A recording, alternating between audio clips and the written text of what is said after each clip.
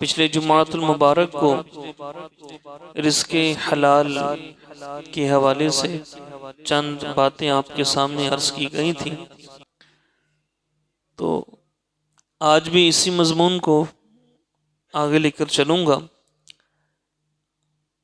ہم یہ سمجھ بیٹھے ہیں کہ ہم جو کمائیں گے وہی ہمارے حصے میں آئے گا،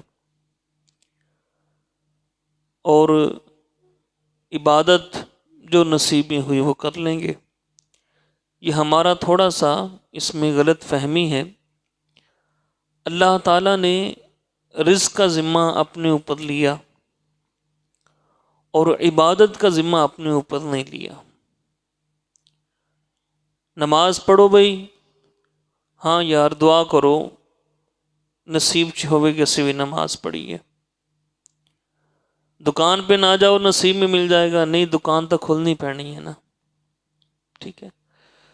تو ہمارا تھوڑا سا الٹا اس میں مائنڈ بنا ہوا کہ عبادت جو ہے اس کا ذمہ اللہ نے اپنے اوپر نہیں لیا، وہ بندے نے عبادت خود کرنی ہے۔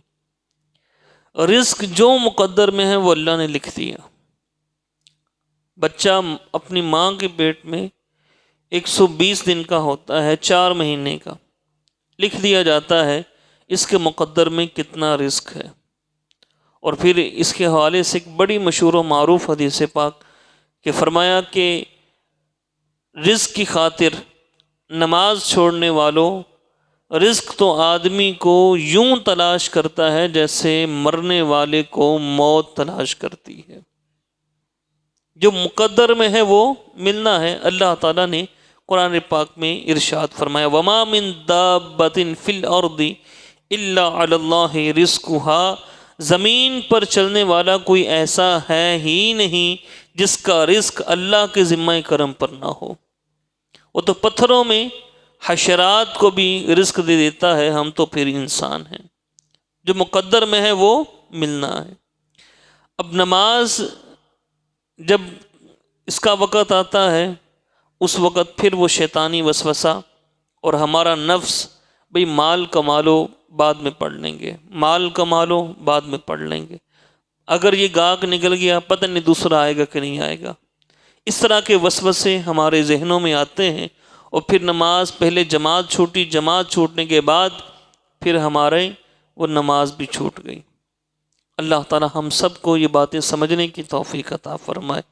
اس بات کو ذہن میں رکھیں، جو میرے مقدر میں ہے وہ مجھ سے دور نہیں جا سکتا، وہ مجھے ملے گا، ہر صورت ملے گا۔ یہ ہو ہی نہیں سکتا جو مقدر میں ہو وہ نہ ملے، یہ ہو ہی نہیں سکتا، امپاسبل، ناممکن ہے۔ جس طرح سورج مغرب سے نکلے یہ ناممکن ہے، ایسے ہی یہ ناممکن ہے کہ جو مقدر میں ہے وہ چیز نہ ملے۔ جو ہمارے مقدر میں ہے وہ ہمیں ملنا ہی ملنا ہے، وہ ہم سے کبھی دور نہیں بھاگ سکتا۔ لیکن اب چیز یہ ہے کہ ہم نے یہ اختیار کرنا ہے کہ ہم اس کو حلال طریقے سے حاصل کریں یا حرام طریقے سے حاصل کریں۔ یہ اب آگے ہم اپنی کاوش دیکھیں گے کہ میں نے جو رزق لینا ہے، میں نے جو مال کمانا ہے، وہ حلال سے کمانا ہے یا حرام سے کمانا ہے۔ اور جو حلال سے کماتا ہے اللہ تعالیٰ اس میں بے بہا برکتیں دیتا ہے۔ اللہ تعالیٰ نے فرمایا وَمَن يَتَّقِ اللَّهَ يَجْعَلْ لَهُ مَخْرَجًا، کہ جو اللہ سے ڈر گیا اللہ اس کے لیے خود رستے بناتا ہے۔ وَيَرْزُقُهُ مِنْ حَيْثُ لَا يَحْتَسِبُ، اس کو وہاں سے دیتا ہے جہاں سے اس کا وہم و گمان بھی نہیں ہوتا، وہاں سے اس کو رزق ملتا ہے۔ ارے یہ کہاں سے آ گیا، یہ فون کہاں سے آ گیا، اس نے تو کبھی فون کیا ہی نہیں، یہ تو ہمارے پاس کبھی آیا نہیں، یہ مجھ سے کیوں لینے لگ گیا؟ تو نے اللہ کو راضی کیا ہوگا، اللہ نے تیرے لیے بھیجا ہے۔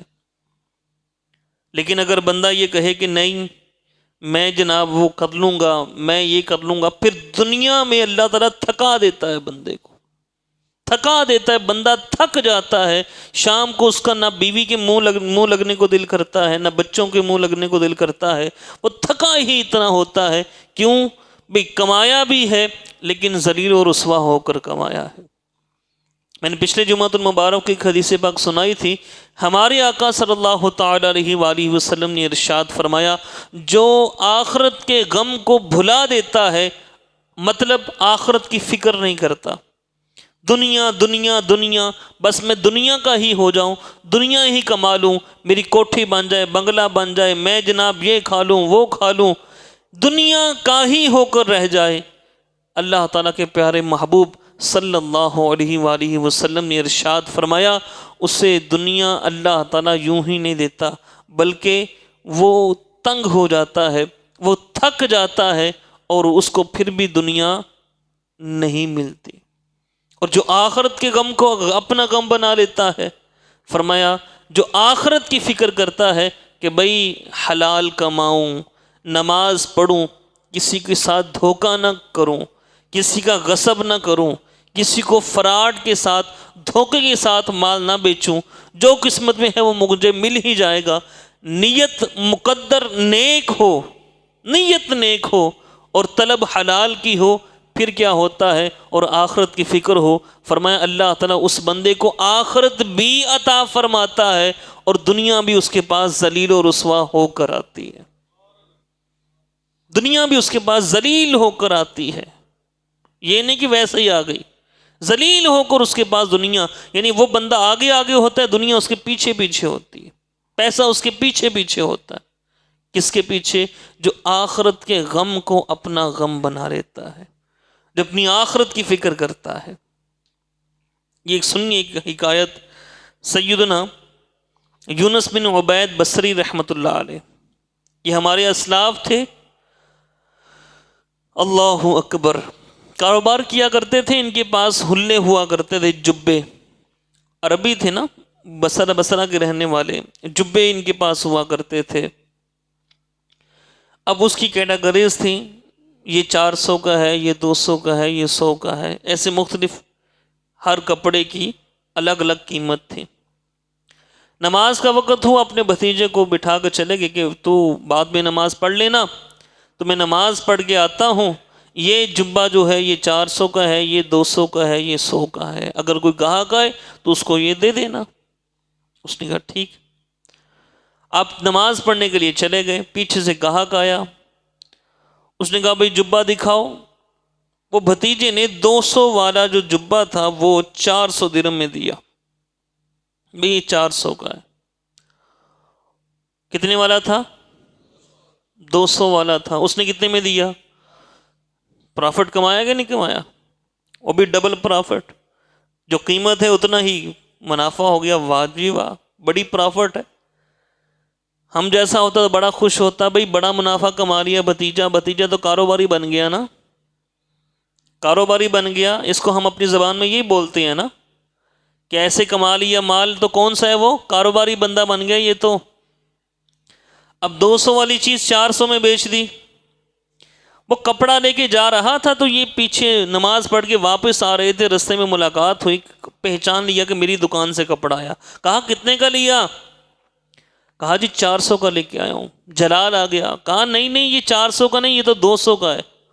اس نے کہا نہیں حضرت، یہ ہمارے علاقے میں 500 کا ملتا ہے، مجھے 400 میں وارے ہے، مجھے 400 میں وارے ہے۔ فرمایا نہیں نہیں یہ 400 کا نہیں، یہ 200 کا ہے، آؤ ساتھ میری دکان پہ، وہ میری دکان سے لے کے آئے ہو۔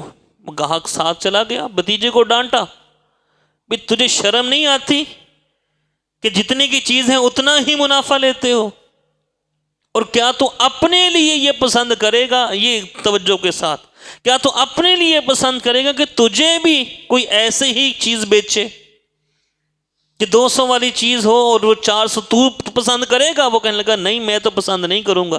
کہا پھر کسی مسلمان کو کیوں بیچی، کسی مسلمان کو کیوں بیچی؟ پھر اسے 200 درہم جو تھا وہ واپس کیا۔ اصل میں جو اپنے لیے بندہ پسند کرے، کہ میں اپنے لیے پسند کرتا ہوں کہ مجھے رزق وہ اچھی چیز ملے، میرے ساتھ کوئی دھوکہ نہ کرے، میرے ساتھ کوئی دھوکہ، کوئی بندہ چاہتا تو نہیں کہ دھوکہ کرے میرے ساتھ، ہر بندہ یہ چاہتا ہے میرے ساتھ کوئی دھوکہ نہ کرے، مجھے کوئی مہنگی چیز نہیں بیچے۔ تو بھیا جب آپ کی باری آتی ہے آپ مہنگی چیز کیوں بیچتے ہو؟ آپ مہنگی چیز کیوں بیچتے ہو؟ اور مومن کون ہے؟ یہ نماز، روزہ، حج، زکوٰۃ، یہ بھی آیا ہے ایمان والوں کی نشانیوں میں سے۔ مومن کون ہے؟ میرے آقا صلی اللہ علیہ وسلم نے ارشاد فرمایا، لا یؤمن احدکم حتی اکون احب الیہ من والدہ، لا یؤمن احدکم حتی یحب ما یحب لنفسہ۔ فرمایا کہ مومن اس وقت تک ہو ہی نہیں سکتا جب تک جو چیز اپنے لیے پسند کرے وہی شے اپنے بھائی کے لیے پسند نہ کرے۔ اپنے لیے اگر پسند کیا میرے ساتھ کوئی دھوکہ نہ کرے، اپنے بھائی کے لیے بھی یہی پسند کرے میرے بھائی سے کوئی دھوکہ نہ کرے۔ اپنے لیے اگر ہم یہ پسند کرتے ہیں کہ مجھے کوئی مہنگی چیز نہ ملے، تو جب آپ کی باری آئے کسی کو دینے کی تو اس میں بھی یہی ہونا چاہیے کہ اس کو مہنگی چیز نہ دیں، معیاری چیز اس کو دیں۔ اللہ تعالی ہمیں یہ چیزیں سمجھنے کی توفیق عطا فرمائے اور ہم سب کو کامل ایمان والا بنائے۔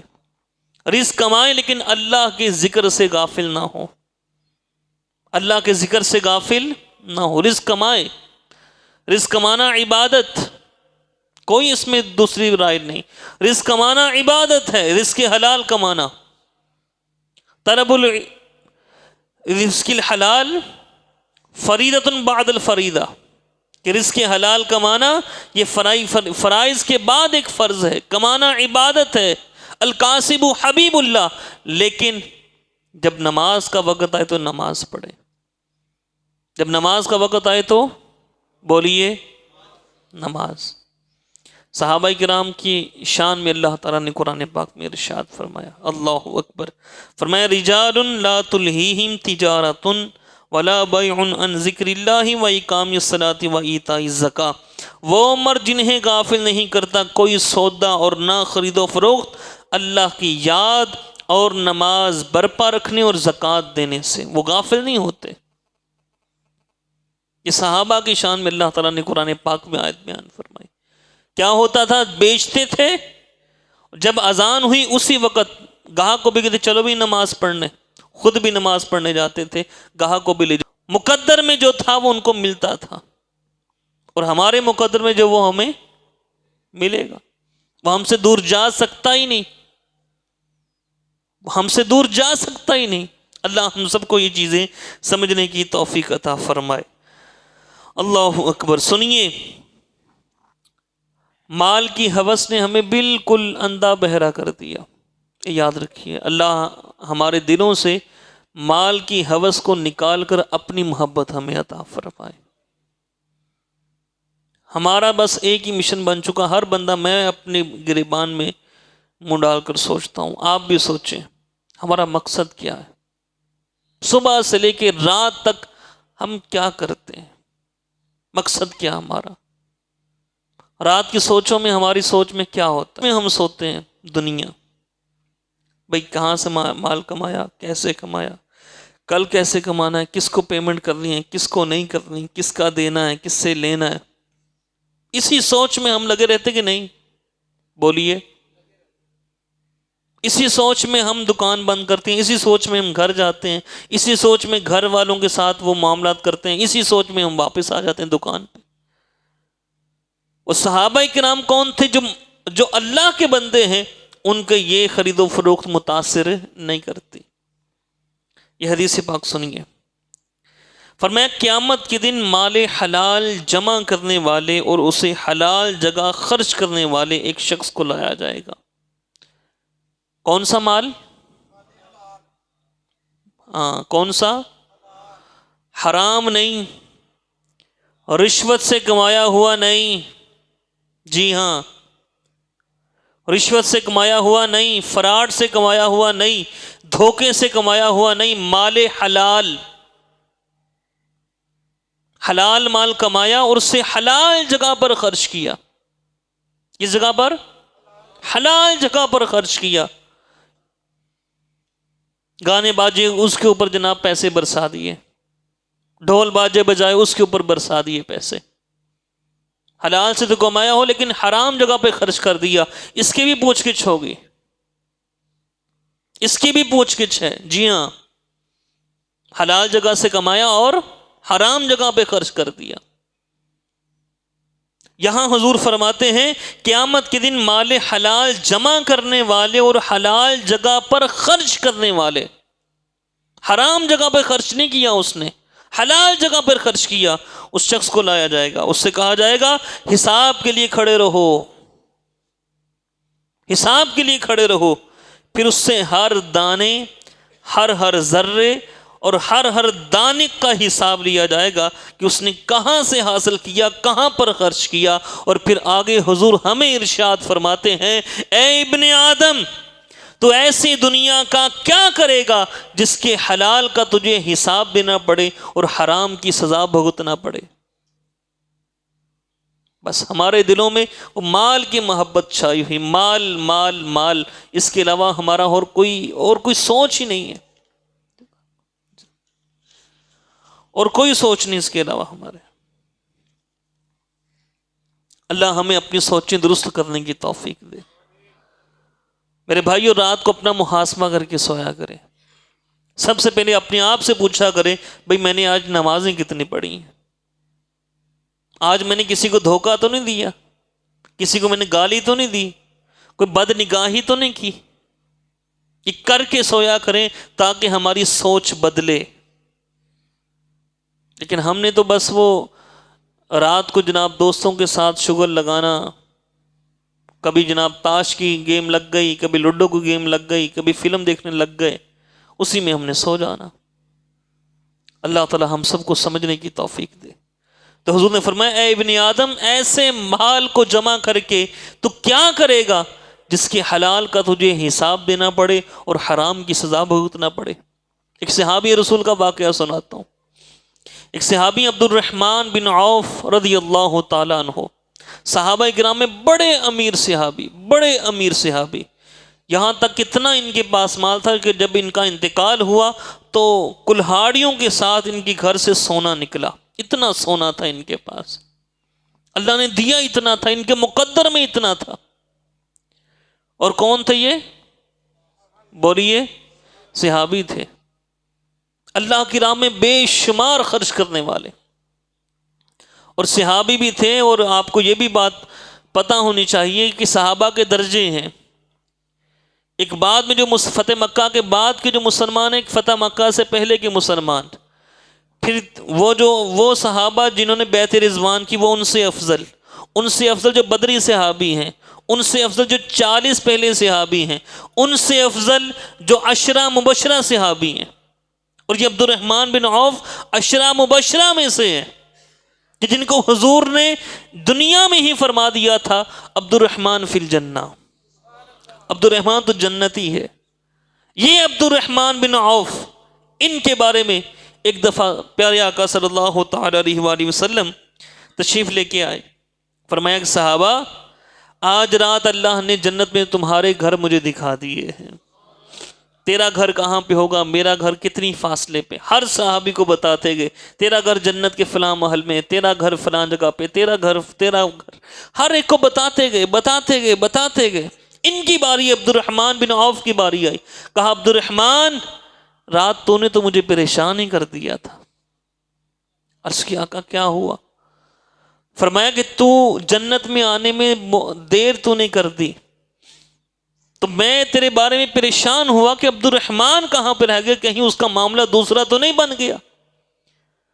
پھر تو جب دیر سے پہنچا، تیرے بال گرد آلود، مٹی پڑی ہوئی تیرے بالوں میں، تو پریشان حال، تو میں نے تجھ سے پوچھا عبد الرحمن تو نے اتنی دیر کیوں لگا دی؟ تو تو نے مجھے جواب دے دیا، اللہ نے مجھے حساب کے لیے کھڑا کیا ہوا تھا، حساب کے لیے اللہ نے مجھے کھڑا کیا ہوا تھا، میں حساب دے کے آ رہا ہوں۔ پھر یہ سنا عبد الرحمن بن عوف نے اور رونے لگ کے کہا، عرض کیا یا رسول اللہ صلی اللہ علیہ وسلم، آج ہی رات مصر سے 100 اونٹ وہ جتنے بھی آئے ہیں بما ساز و سامان، سب کے سب اللہ کی راہ میں نے خرچ کر دیے، ان کو قبول فرمائیے۔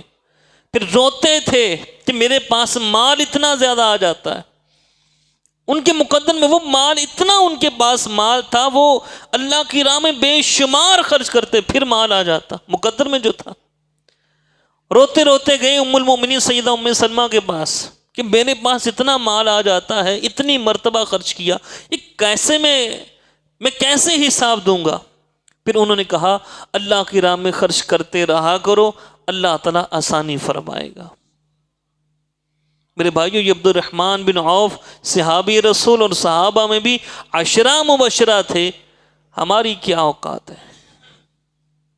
ہماری کیا اوقات ہے کہ اگر ہم سے حساب لے لیا کیا بنے گا بھائی؟ ہم تو وہ ہیں، وہ مسلمان ہیں کہ بھائی گاہک کھڑا ہے، گاہک کے لیے اللہ کی نماز کو چھوڑ دیتے ہیں۔ ہم وہ مسلمان ہیں، ہم سے حساب لے لیا کیا بنے گا؟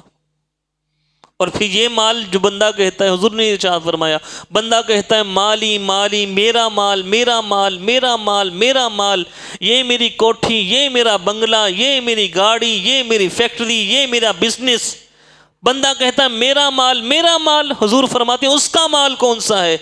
فرمایا اس کا مال جس نے کھایا، کھا کر فنا کر دیا، دوسرا جو پہنا، پہن کر بوسیدہ کر دیا، اور تیسرا جو آگے کے لیے ذخیرہ کیا، آخرت کے لیے بھیجا، وہ اس کا مال۔ باقی تو اس کے بیوی بچوں کا مال ہے، اس کا مال تھوڑی ہے۔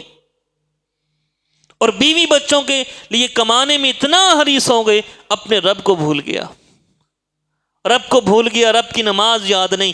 رب کی طرف سے بلاوا آ رہا ہے، حی علی الصلاۃ، آؤ نماز کی طرف، حی علی الفلاح، آؤ کامیابی کی طرف، فلاح کامیابی، آؤ کامیابی کی طرف۔ لیکن نہیں، ہم کامیابی کسے سمجھے؟ بھئی دکان پہ ہونا ضروری ہے، نوکری پہ ہونا ضروری ہے، نماز کوئی بات نہیں، اللہ معاف کر دے گا، یہ نوکری نہیں کروں گا، یہ گاہک چلا گیا کیا بنے گا؟ ارے جو مقدر میں ہے وہ تو ملنا ہے۔ اپنے رب کو بھول گیا، اپنے رب کو ہی بھول گیا۔ سوچے ہم کہاں پر کھڑے میرے بھائیوں۔ کاش میری زبان میں اتنی تاثیر ہو، اللہ کرے میری بات آپ کے دل میں اتر جائے۔ اس چیز کو سوچئے، اذان ہو رہی ہے، ہم گپوں میں لگے ہوئے ہیں، اذان ہو رہی ہے، ہم بیٹھکوں میں بیٹھے ہوئے ہیں، اذان ہو رہی ہے، ہم کاروبار میں لگے ہوئے ہیں، اذان ہو رہی ہے، اور ہمیں باقاعدہ اللہ کی طرف سے یہ بلاوا آ رہا ہے، کامیابی، آؤ کامیابی کی طرف، آؤ کامیابی کی طرف، آؤ کامیابی کی طرف۔ اور پھر وہی بات، جب اللہ کے آگے نہیں جھکا، 1000 سجدوں سے دیتا ہے یہ ایک سجدہ آدمی کو نجات۔ یہ ایک سجدہ جسے تو گراں سمجھتا ہے، 1000 سجدوں سے دیتا ہے آدمی کو نجات۔ اور جب آنکھیں بند ہوتی ہیں نا، یہی اولاد، یہ چارپائی بھی گھر سے نہیں دیتی، مسجد سے چارپائی بلوائی جاتی ہے، یہ مسجد سے چارپائی آئے۔ یہی اولاد ہاتھ نہیں لگاتی نہلانا، اپنے باپ کو نہلانے کے لیے کہ باپ کو میں نہلا دوں، مسجد سے امام صاحب کو بلایا جائے یا کسی نہلانے والے کو بلایا جائے، وہ آ کے نہلا دے جی میرے باپ کو۔ بھی تجھے کیا مسئلہ؟ تیرے لیے تو اس نے حرام حلال کی تمیز نہیں کی، تیرے لیے تو اس نے نمازوں کی بھی پرواہ نہیں کی، تجھے کیا مسئلہ؟ نہیں، بس جو بویا وہ کاٹے گا۔ پھر جب جنازہ پڑا ہوگا، پھر جنازے میں بھی اس بچے کو اپنے باپ کی مغفرت کی دعا بھی نہیں کرنی آتی ہوگی۔ بھی جو بویا وہی کاٹے گا نا، خود نہیں نماز پڑھتا ہوگا بچہ نماز پڑھے گا؟ بہت کم ایسے ہوتا ہے۔ چھوٹا بچہ اپنے ماں باپ سے سیکھتا ہے، بچہ سیکھتا ہی اپنے ماں باپ سے۔ باپ کہتا رہے نماز پڑھو نماز پڑھو، جب تک خود نہیں نماز پڑھنے جائے گا بچہ اگنور کر دے گا کہ میرا پیو نماز پڑھتا ہے، منو کہندا ہے۔ پھر مال کیسے کمایا اولاد کے لیے؟ چاہے وہ حرام کا ہو، چاہے وہ سود کا ہو، چاہے وہ فراڈ کا ہو، کسی بھی قسم کا ہو، کوئی پرواہ ہی نہیں۔ اللہ اکبر۔ یہ سود کے حوالے سے چند احادیث مبارکہ سنیے گا۔ یہ سود کا اتنا ہمارا معاشرہ بڑھ گیا، اس میں بھئی فیکٹری نہیں بنانی ہے، بھئی سود، بینک سے سود لے لو، فلاں ادارہ جناب سود پہ پیسے دیتا ہے وہ لے لو، گاڑی بڑی کرنی ہے بھئی سود پہ پیسے لے لو، گھر بنانا ہے سود پہ پیسے لے لو، بچی کی شادی کرنی ہے سادگی سے ہوتی نہیں ہے، معذرت کے ساتھ سادگی سے تو ہم نے کرنی نہیں ہے، بچی کی شادی کرنی ہے پیسے نہیں ہے، سادگی سے کرنی نہیں ہے، دھوم دھام سے کرنی ہے، بھی سود پہ پیسے لے لو۔ اب یہ سود کیا ہے؟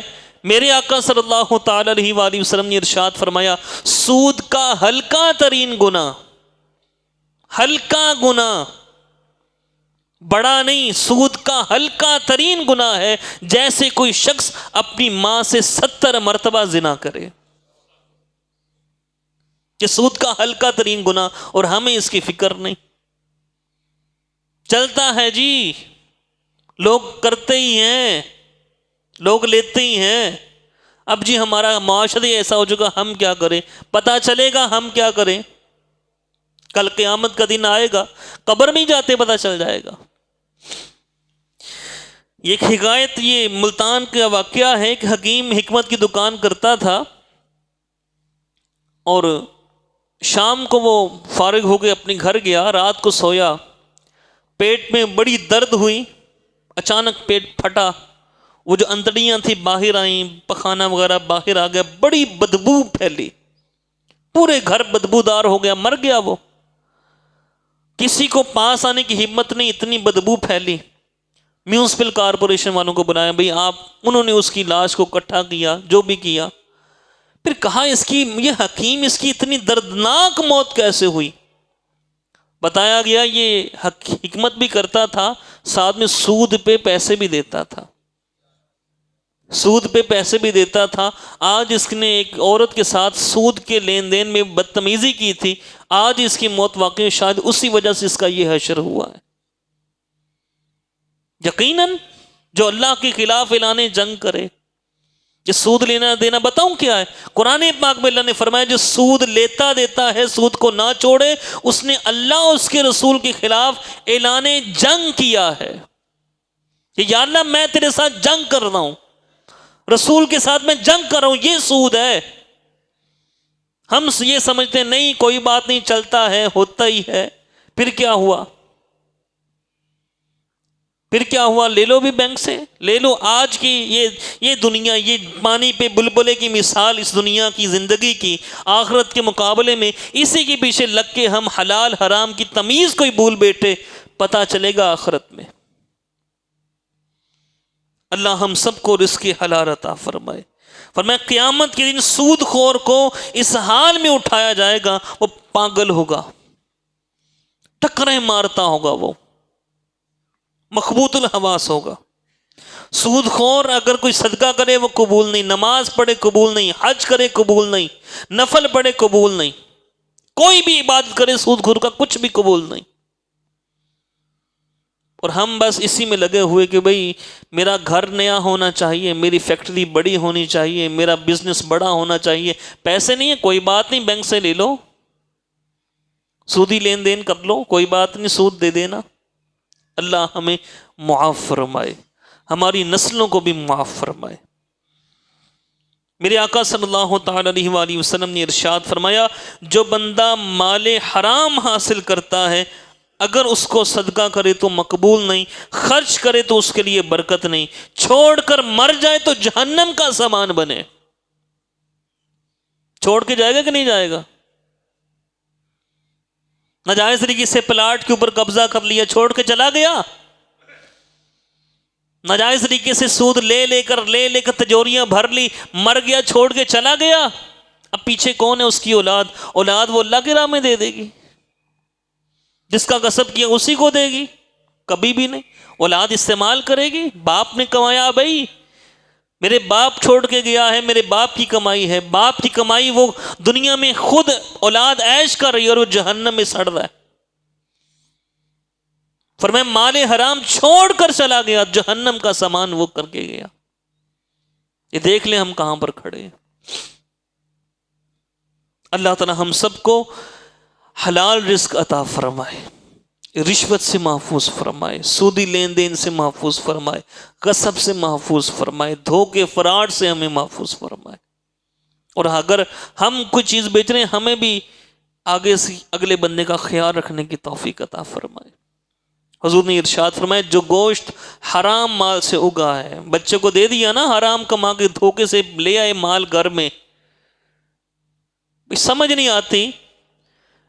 20,000 ایک بندے کی تنخواہ ہے، گھر میں اے سی لگا ہوا ہے، کہاں سے بل دیتا ہے وہ؟ کون سا اس کا اور کاروبار ہے کہ اے سی کا جناب آج کل کے دور میں بندہ گرمیوں میں اے سی کا بل کتنا آتا ہے؟ 18,000 19,000 20,000 25,000. یہ اس کے بل بجلی کا بل جس کے گھر میں اے سی لگاؤ. 20,000 تیری تنخواہ، گھر میں اے سی کیسے چل رہا ہے؟ ظاہری بات ہے کچھ نہ کچھ ایسا سورسز تو ہوگا کہ جو پھر حرام کمائی کر رہا ہوگا، رشوت لے رہا ہوگا، اس کا مال لے لیا، اس کا لے لیا، اس کا لے لیا. بہت کم ایسے ہوتے ہیں کہ کوئی اور دھندا کریں، کوئی اور کاروبار کریں. اپنے بچوں کو کھلا دیا وہ حرام مال. حضور نے ارشاد فرمایا جو گوشت حرام مال سے اگا ہے، حرام مال سے پلا بڑھا ہے، حرام مال اس کے جسم میں، فرمایا وہ اگتا تو ہے، وہ پلتا تو ہے، وہ بڑھتا تو ہے، لیکن فرمایا وہ جنت میں داخل نہیں ہوگا. کس کے لیے کمایا حرام مال؟ اولاد کے لیے، اولاد کو کھلانے کے لیے. فرمایا وہ جنت میں داخل نہیں ہوگے جو گوشت حرام مال سے اگا بڑا ہے. کیونکہ مسلمان جنت میں جائے گا، لیکن فرمایا آگ ہی اس کے لیے پہلے بہتر ہے. اللہ تعالی ہم سب کو رزق حلال عطا فرمائے، حرام سے ہم سب کو محفوظ فرمائے. اللہ تعالیٰ نے قرآن پاک میں مسلمانوں کو ہمیں فرمایا یا ایھا الذین آمنوا کلوا من طیبات ما رزقناکم، جو ہم نے تمہارے لیے حلال کیا اس میں سے کھاؤ، حرام کی طرف نہ آؤ. یہ آج ہم کہتے ہیں جناب دعا قبول نہیں ہوتی، دعا قبول نہیں ہوتی. دعا قبول نہ ہونے کی ایک وجہ رزق حرام. میرے آقا صلی اللہ تعالی علیہ وآلہ وسلم نے صحابی رسول سعد بن ابی وقاص رضی اللہ تعالیٰ عنہ ان کے پاس آئے، عرض کی یا رسول صلی اللہ علیہ وسلم کو ایسی نظر کرم فرمائیے جو بھی دعا کرو ہمیشہ قبول ہو. حضور نے کوئی لمبا چھوٹا وظیفہ نہیں دیا، حضور نے بس اتنا لفظ فرمایا اپنی غذا صاف کر لو، اپنی غذا پاک کر لو، جو بھی دعا کرو گے اللہ فوراً قبول فرمائے گا. اور اس کے بعد سعد بن ابی وقاص جو بھی دعا کرتے تھے اللہ فوراً قبول فرماتا تھا. کہ دعا قبول نہ ہونے کی وجہ رزق حرام. ایک اور سنیے حدیث پاک، آپ صلی اللہ علیہ وسلم نے فرمایا سفر مسافر کی دعا قبول ہوتی کہ نہیں ہوتی؟ بولیے. مسافر کی دعا قبول ہوتی ہے. لوگ جب سفر پہ جائیں تو کہتے ہیں جناب تو سفر سے چلنے ہو تو سفر کی دعا قبول ہوندی، ساڑھے واسطے بھی دعا کرنا. مسافر کی دعا قبول ہوتی، یہ حدیث پاک میں بھی ہے. لیکن یہ فرمائے ایک شخص لمبا سفر کرتا ہے اور سفر میں بھی تھکا ہوا، اس کے بال گرد آلود، کپڑے اس کے میلے کچیلے، وہ لمبے لمبے ہاتھ اٹھا کر یا اللہ میری دعا قبول فرما، یا اللہ میری دعا قبول فرما، یا اللہ میری دعا قبول فرما. اللہ اس کی دعا قبول نہیں فرماتا. حضور سے عرض کی حضور کیوں؟ فرمایا اس کا کھانا حرام، اس کا پینا حرام، اس کا پہننا حرام، اس کا کچھ حلال ہی نہیں. جس کے پیٹ میں لقمہ حرام چلا جائے 40 دن تک اس کا عمل قبول نہیں. ایک لقمہ تو جو پوری کی پوری روٹی کھا گیا، پورے کے پورے جناب وہ حرام طریقے سے گھر کھا گیا، کسی کے بنگلے کھا گیا، کسی کا پلاٹ کھا گیا، کسی کے پیسے کھا گیا، اس کا کیا بنے گا؟ کسی کا قرضہ دبا گیا. قرضے کے بارے میں ایک حدیث پاک سناؤں آپ کو؟ اللہ اکبر. ایک صحابی رسول آئے، عرض کی یا رسول صلی اللہ علیہ وسلم جنت میں جانے کے لیے کیا عمل کروں؟ فرمایا 5 نمازیں پڑھو، روزہ رکھو، حج کرو، زکوٰۃ دیا کرو اور جنت میں چلے جاؤ گے. انہوں نے عرض کی آقا میں یوں کروں گا، پکا میں یہ کروں گا. وہ چلے گئے اٹھ کے. پھر آپ صلی اللہ علیہ وسلم واپس بلائے، فرمایا بات سنو، لیکن اگر کسی کا دینا ہو وہ پہلے دے تب جنت میں جائے گا. دینا ہو تو پہلے وہ دے تب جنت میں جائے گا. اور پھر آپ صلی اللہ علیہ وسلم نے آگے یہ ارشاد فرمایا اگر کوئی بندہ شہید ہو جائے، عام موت نہیں، کیا ہو جائے؟ شہید ہو جائے. اگر کوئی شخص شہید ہو جائے، پھر زندہ ہو، پھر شہید ہو، پھر زندہ ہو، پھر شہید ہو، 3 بار حضور نے ارشاد فرمایا اس وقت تک جنت میں نہیں وہ شخص جا سکتا جب تک جس کا دینا ہے وہ نہ دے دے. مرنا نہیں ہے. لوگوں کو پیسوں کے اوپر قبضہ کر کے بیٹھے ہوئے ہو، وہ مانگ رہے ہیں تب بھی نہیں دے رہے، پھر آگے سے لڑائیاں، لے لے جداں لے ہوندا ہے، کوئی بات نہیں، اللہ دیکھ رہا ہے۔ فرمایا اس وقت تک وہ جنت میں ہی نہیں جائے گا، اور یہ شہادت کا حضرت نے فرمایا شہید ہو جائے، عام موت کا نہیں کہا۔ اور اس وقت جو شہید ہوتا تھا وہ اللہ کی راہ میں جہاد کرتے ہوئے شہید ہوتا تھا۔ آج ہم پلاٹ کے اوپر قبضہ کر کے بیٹھے ہوئے ہیں، مال کے اوپر قبضہ کر کے بیٹھے ہوئے ہیں، کسی کے گھر کے اوپر قبضہ کر کے بیٹھے ہوئے ہیں، بہنوں کے مال کے اوپر قبضہ کر کے بیٹھے ہوئے ہیں۔ سوچئے کہاں پر کھڑے ہیں، مرنا ہے۔ کل نفس ذائقۃ الموت، کوئی نہیں پتا کب موت آ جائے۔ ہمارے ادھر محمد پورہ میں رہتے تھے، قبلہ صاحب نے اپنی کتاب میں بھی لکھا، اللہ نے ان کو مال دیا، خوب مال دیا، پیپلز کالونی میں گھر بنانا شروع کر دیا، بڑا شاندار گھر بنایا، جیسے آج کل فرنش گھر بنتے ہیں، 3-4 کروڑ لگا دیا، 3-4 کروڑ۔ اب جانا تھا، شفٹ ہونا تھا، جس رات جانا تھا اسی رات موت آ گئی، اسی رات موت آ گئی، رہنا نصیب ہی نہیں ہوا۔ موت کا کوئی پتہ ہے؟ یہ پچھلے ہفتے کی بات ہے، وہ موٹر وے پہ تقریباً وہ مجھے جو بنی ہوئی تھی وہ ہیڈ لائن کہ 80 کے قریب گاڑیوں کا ایکسیڈنٹ ہوا دھند کے وقت۔ پتہ ہے موت کا؟ روڈ کے اوپر کتنے ایکسیڈنٹ ہوتے ہیں، ہارٹ اٹیک ہوتا ہے، بلڈ پریشر شوٹ ہوا مر گیا بندہ، بلڈ پریشر شوٹ ہوا گردوں پہ پڑ گیا بندہ مر گیا، پتہ ہی نہیں ہے موت کا۔ میرے بھائیو مرنے سے پہلے تیاری کیجیے، جو کوئی معاملہ ایسا ہے توبہ کیجیے کہ یا اللہ جو میرا سودی معاملہ ہے میں اس سے بھی توبہ کرتا ہوں، کسی کا رشوت لیتا تھا یا اللہ میں اس سے بھی توبہ کرتا ہوں، کسی کا مال دبایا ہوا ہے یا اللہ میں اس کو دے دوں گا۔ توبہ کر کے اٹھیے، کریں گے نا انشاءاللہ۔ ہر مسلمان کے بارے میں میرا حسن ظن یہی کہ وہ رزق حلال ہی کماتا ہے، ہر مسلم، میرا حسن ظن یہی ہے۔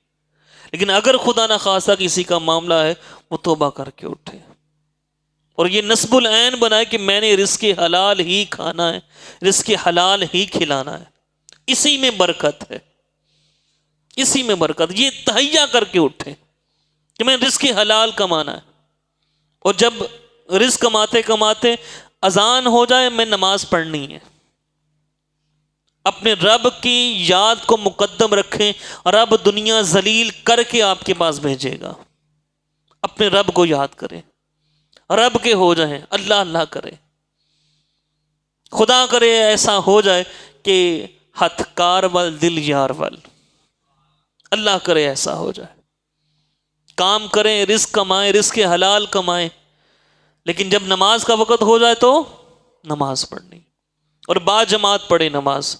یہ جماعت کو معمولی نہ سمجھا کرے، بالکل معمولی نہ سمجھا کرے، یہ میرے آقا صلی اللہ علیہ وسلم کی پسندیدہ سنت ہے۔ میرے آقا جماعت سے بڑی محبت فرماتے تھے، اس لیے فرمایا جو جماعت سے نماز پڑھے اللہ 27 نمازوں کا ثواب اسے عطا فرماتا ہے۔ اللہ تعالی ہم سب کی جو سمت ہے اس کو درست فرمائے، صراط مستقیم پہ ہمیں چلنے کی توفیق عطا فرمائے۔ وآخر دعوانا ان الحمد للہ رب العالمین۔